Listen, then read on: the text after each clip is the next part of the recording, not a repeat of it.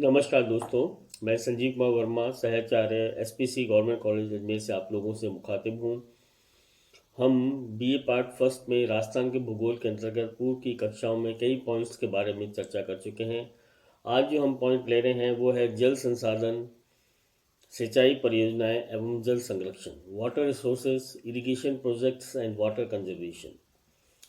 जल जीवन है और संपूर्ण प्रकृति का आधार है।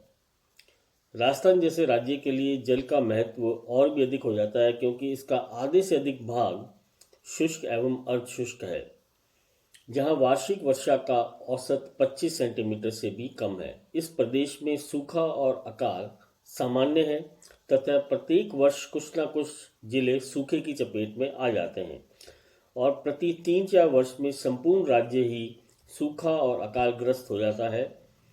एक समय था जब अनेक मरुस्थलीय क्षेत्रों में पेयजल भी उपलब्ध नहीं था तथा इसके लिए अनेक किलोमीटर प्रतिदिन जाना होता था। वर्तमान में स्थिति में परिवर्तन आया है, अधिकांश क्षेत्रों में जल उपलब्ध होने लगा है, किंतु आज भी राज्य के कुछ क्षेत्र ऐसे हैं जहाँ अति सीमित जल संसाधन उपलब्ध हैं। स्वतंत्रता के पश्चात राज्य के जल संसाधनों के विकास हेतु समुचित प्रयास किए गए हैं और वर्तमान में भी किए जा रहे हैं, किंतु जल राज्य की प्राकृतिक परिस्थितियों, विशेषकर जलवायु की प्रतिकूलता के कारण इसमें कठिनाई आ रही है। वर्तमान में राज्य न केवल स्वयं के जल संसाधनों का उपयोग कर रहा है, किंतु पड़ोसी राज्यों से भी जल प्राप्त कर अपनी आपूर्ति दे रहा है।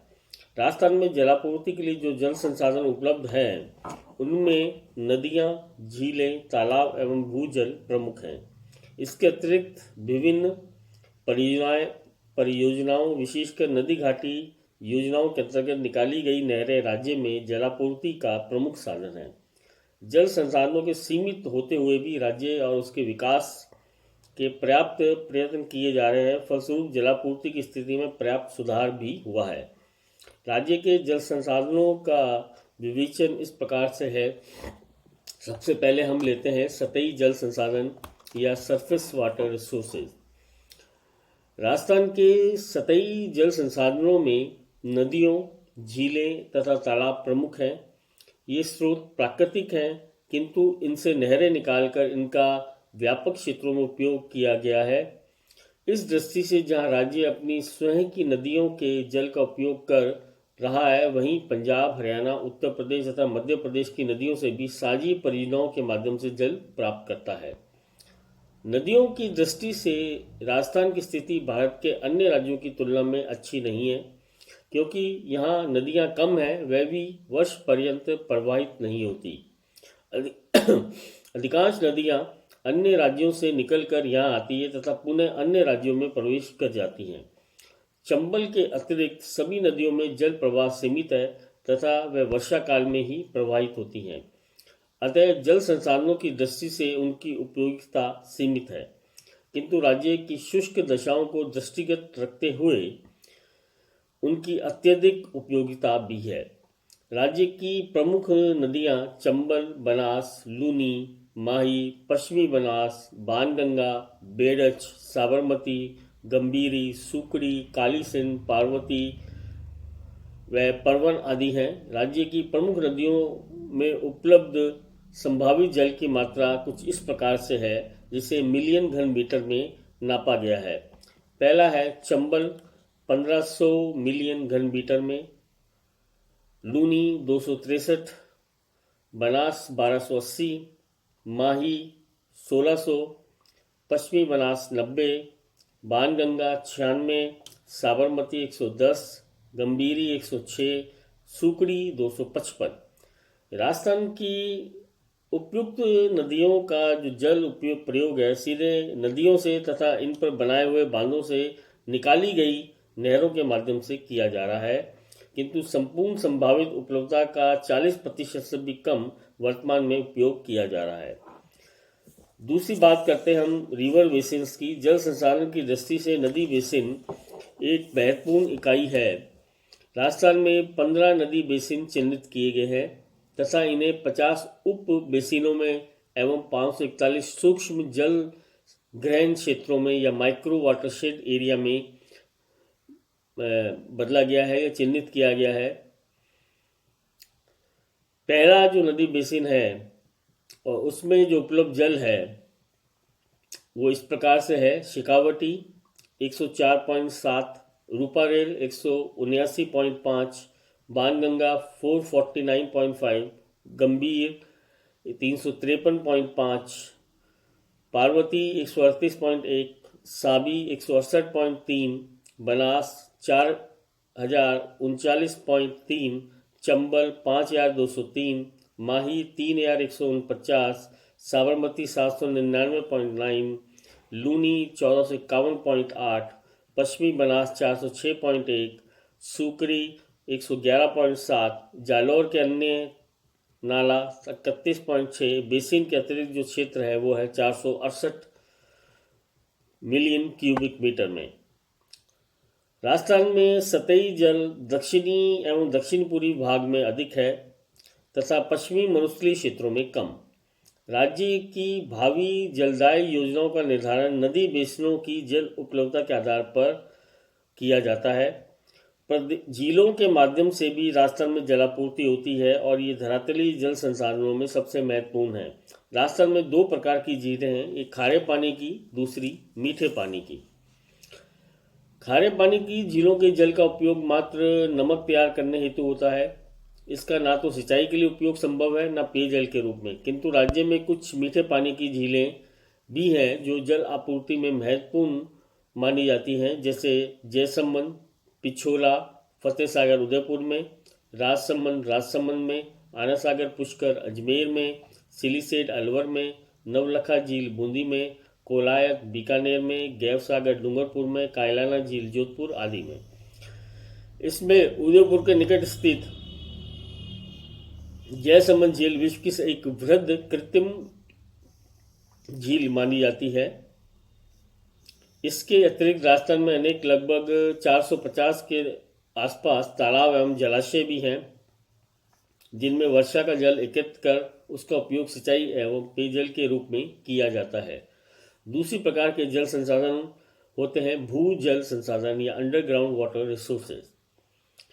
राजस्थान के संसाधनों में भूजल संसाधन महत्वपूर्ण है और इसका प्रयोग सदियों से किया जाता है।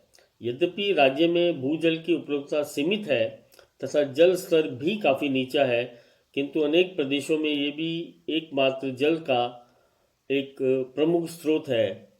वर्तमान समय में ट्यूबवेल द्वारा गहराई से अधिक जल प्राप्त किया जा रहा है। इससे जहाँ कृषि आदि को लाभ प्राप्त हो रहा है, वहीं अधिक दोहन से भूजल स्तर तीव्रता से कम भी होता जा रहा है और कई क्षेत्र डार्क जोन के अंतर्गत आ रहे हैं, जो कि एक चिंता का विषय है। केंद्रीय भूमि जल विभाग के आंकड़ों के अनुसार भूजल की क्षमता निम्न प्रकार से है, जो कि मिलियन क्यूबिक मीटर में नापी गई है। सिंचाई हेतु भूजल 13,790.056 मिलियन क्यूबिक मीटर प्रतिवर्ष, सकल ड्राफ्ट 7,038.817 मिलियन क्यूबिक मीटर, शुद्ध ड्राफ्ट 4,926.820 मिलियन क्यूबिक मीटर। भूमि जल उपलब्धता की संभावना 8,863.236 मिलियन क्यूबिक मीटर प्रतिवर्ष है। भूमि जल विकास की जो आस्था है वो है 35.75 मिलियन क्यूबिक मीटर। राज्य में अलवर, भरतपुर, जयपुर, उदयपुर में 50% से अधिक उपलब्ध भूमि जल को उपयोग में लिया जा रहा है। दूसरी ओर जैसलमेर, चूरू, बीकानेर में इसका 10% से भी कम उपयोग किया जा रहा है। राज्य में भूमि जल का उपयोग सिंचाई के साथ साथ होने के लिए पानी के लिए भी, औद्योगिक उपयोग के लिए भी प्रयुक्त किया जा रहा है। राज्य में भूजल की उपलब्धता में एक और क्षेत्रीय असमानता है और दूसरी ओर विभिन्न ऋतुओं में भी इसकी उपलब्धता में अंतर पाया जाता है। वर्षा काल में ये पर्याप्त उपलब्ध हो जाता है तथा भूजल भी उच्च होता है, तो दूसरी ओर ग्रीष्म काल में जल स्तर धीरे धीरे कम होने लगता है और जल की मात्रा में भी कमी आती है। इधर भूजल का स्तर काफ़ी निम्न हो गया है। राज्य के भूजल मूल्यांकन हेतु पंचायत समिति खंड अर्थात ब्लॉक को मूल्यांकन इकाई माना गया है। 2009 में कुल ब्लॉक 239 थे जो 2013 में 248 हो गए। इनका विस्तार राज्य के 33 जिलों में है। इन ब्लॉकों को 5 श्रेणियों में विभक्त किया गया है। ये है सुरक्षित या सेफ, अर्ध संकटग्रस्त या सेमी क्रिटिकल, तीसरी संकटग्रस्त क्रिटिकल, चौथी अत्यधिक दोहित या ओवर एक्सप्लॉइटेड और पांचवी लवणीय या सैलाइन। इनका राज्य में स्वरूप इस प्रकार से है। सुरक्षित 2013 में 44 थे, अर्ध संकटग्रस्त 28 2013 में, संकटग्रस्त 09, अत्यधिक दोहित 164 और लवणीय 3 थे। और योग मिला के 248 2013 में जो ब्लॉक थे उनको इस प्रकार से हमने विभक्त किया है। इस तालिका से स्पष्ट है कि वर्ष 2013 में राज्य के 248 ब्लॉकों में से 164 अत्यधिक दोहित तथा डार्क जोन में आ चुके हैं। केवल 44 ब्लॉक ही सुरक्षित श्रेणी में है। अर्ध संकटग्रस्त ब्लॉकों की संख्या 28 तथा संकटग्रस्त की 9 है। 3 ब्लॉक अर्थात चूरू के तारानगर, बीकानेर का खाजूवाला और हनुमानगढ़ का रावतसर लवणीय क्षेत्रों में आते हैं। भूजल के अत्यधिक दोहन से राज्य में भूजल का जल स्तर नीचा होता जा रहा है। गंगानगर हनुमानगढ़ क्षेत्र में दूर संवेदी उपग्रह से लिए गए चित्रों से स्पष्ट होता है कि यहाँ प्राचीन सरस्वती नदी की अंतर प्रवाहित धारा बह रही है। अतः भूजल वैज्ञानिकों का विचार है कि इस प्रदेश में नियोजित रूप से प्रयत्न किए जाए तो पर्याप्त जल उपलब्ध हो सकता है। राज्य के भूमिगत जल संसाधनों का समुचित प्रयोग के लिए आवश्यक है कि जल संसाधनों का उचित प्रयोग किया जाए। इस दिशा में निम्नलिखित कदम लाभकारी हो सकते हैं। पहला, उचित जल प्रबंध वाटर मैनेजमेंट किया जाए और किसानों को भी इसमें पारंगत किया जाए। दूसरा, उपलब्ध जल संसाधनों का समुचित उपयोग किया जाए। तीसरा, सिंचाई की ऐसी पद्धति अपनाई जाए जिसमें कम जल से अधिक लाभ हो, जैसे बूंद बूंद सिंचाई, ड्रिप इरिगेशन तथा फुहारा सिंचाई या स्प्रिंकलर इरिगेशन आदि। चौथा, छोटी सिंचाई योजनाओं को प्राथमिकता के आधार पर पूर्ण किया जाए। पांचवा, शुष्क कृषि पद्धति एवं अन्य नमी संरक्षण की विधियों को अपनाया जाए। छठा, सिंचाई हेतु पक्के नाले तथा प्लास्टिक पाइपों का प्रयोग कर पानी का समुचित उपयोग किया जाए। सातवां, राज्य की दीर्घकालिक सिंचाई विकास की योजनाएं बनाई जाए जिससे भविष्य में जल की उपलब्धता सुनिश्चित की जा सके। सरकार दिशा में प्रयत्नशील है किंतु जन भागीदारी द्वारा भी इनमें समुचित परिणाम प्राप्त किए जा सकते हैं। ये हमने आज राजस्थान के भू संसाधनों के बारे में पढ़ा। कल हम पढ़ेंगे राजस्थान की सिंचाई के बारे में या इरिगेशन के बारे में। धन्यवाद।